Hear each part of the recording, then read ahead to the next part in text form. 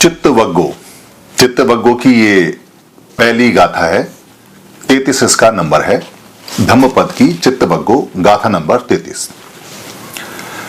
फंदनंग चपलंग चित्तंग दुरखंग दुन्निवार्यंग उजुंग करोति मेधावी उसुकारो तेजनंग। इसकी जो कथा है वो इस प्रकार है। चालिये पब्बत पे भगवान हैं और वहां पर एक मेघिय नाम का स्थिवर यानी मेघिय नाम का जो भिक्खु है वो रहता है, सीखता है, साधना सीखता है। एक बार वो देखता है कि एक बहुत ही मनोकारी, मनोहर, मन को हरने वाला, चित्त को हरने वाला बहुत ही सुंदर एक बाग है आम्रवन का, आमों का आम्रवन बोलते हैं।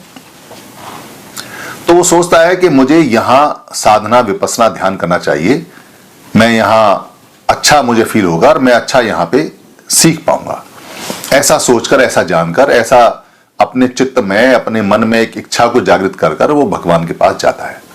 भगवान सारी स्थिति को समझते हैं, वो उसको मना कर देते हैं, मगर वो बार बार फोर्स करता है, एक बार, दो बार, तीन बार। तो भगवान उसके बार बार आग्रह करने पर उसको अनुमति दे देते हैं।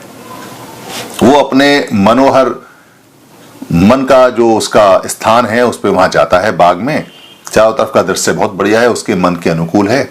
वहां जाके वो साधना करता है। साधना जब वो करने बैठता है, ध्यान लगाने बैठता है, तो उसका ध्यान नहीं लगता। पूरे दिन तर्क वितर्क कुतर्क, उसके मन में तरह तरह के विचार, तरह तरह के ख्याल, पुरानी जितनी भी सती हैं यानी स्मृति हैं, जितनी मेमोरीज हैं वो सारी खुल जाती हैं। जो भविष्य में कभी हुई नहीं है वो धीरे धीरे बननी शुरू हो जाती हैं। पूरे दिन उसका मन रड्ड गड्ड इधर से उधर भागता रहता है। विपස්සना में ऐसी अवस्था तब आती है जब मन बहुत ज्यादा चंचल होता है, चपल होता है, इधर उधर भागता है और शांत नहीं होता। जिसका मन बहुत ज्यादा फंदनंग यानी कि बहुत ज्यादा स्थिर होता है, धड़कता रहता है, चपल होता है, चंचल होता है, बहुत ज्यादा इधर भागता है, वो विपස්සना को आरंभ भी नहीं कर सकता, शुरुआत भी नहीं कर सकता। क्योंकि जब तक मन स्थिर नहीं होगा, चित्त स्थिर नहीं होगा, तब तक विपස්සना में प्रगति नहीं हो सकती। क्योंकि मन को, चित्त को ही तो कंट्रोल करना है और वही पूरे भाग रहा है।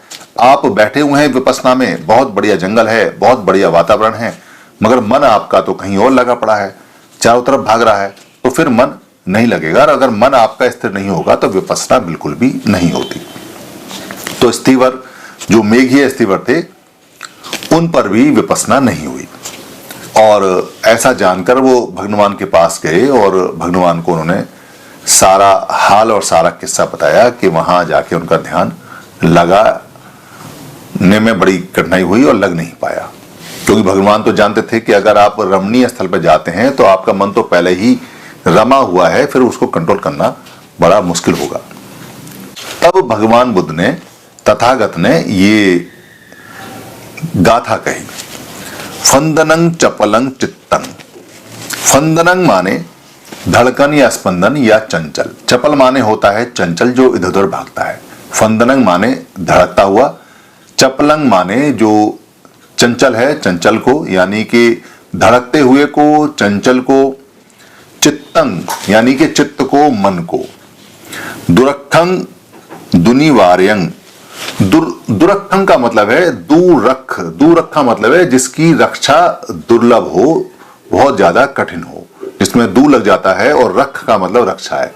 यानी कि ऐसे चंचल, चपल, ऐसे फंदनंग वाले दिल को यानी मन को, चित्त को रक्षा करना जिसका दुर्लभ है, बहुत ज्यादा मुश्किल है, यानी जिसकी रक्षा करनी बहुत ज्यादा मुश्किल है। रक्षा का मतलब है जिसको कंट्रोल करना बहुत ज्यादा मुश्किल है। दुनिवार्यंग। दुनिवार्यंग का मतलब है, इसमें दू और निवारण लिखा हुआ, निवार्यंग होता है और निवार्यन से निवारण बना हुआ है।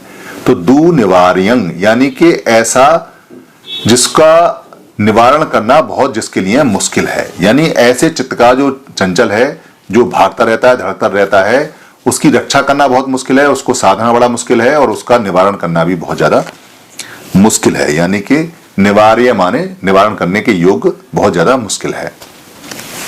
उजुंग करोति मेधावी। उजु जो है वो अगर हम संस्कृत भाषा में जाएंगे तो रिजु बोलेंगे इसको। रिजु का मतलब है सीधा, उजु का मतलब है सीधा। यानी हम ये कहें कि ये बहुत ज्यादा उजु है तो इसका मतलब बहुत ज्यादा सीधा है। उजुंग करोति मेधावी, यानी मेधावी जो सक्षम है, जो जानकार है, जो बहुत अच्छा मेहनती है, वो करता है उसको सीधा। किसको सीधा करता है? अपने मन को सीधा करता है। कैसे? उसुकारो व तेजनंग। उसुकारो, उसुकारा बोलते हैं जो तीर को बनाता है। उसुकारो व तेजनंग, यानी उसुकारो जैसे तेजनंग माने होता है तीर को या बैंत को या बांस को। जैसे बांस को तीर को सीधा करता है तीर बनाने वाला, ऐसे ही मेधावी जो व्यक्ति होता है या भिक्खु होता है वो अपने चित्त को, अपने मन को सीधा कर लेता है, उसको साध ले लेता है। ये चित्तवक्की पहली कथा है, पहली गाथा है। धन्यवाद।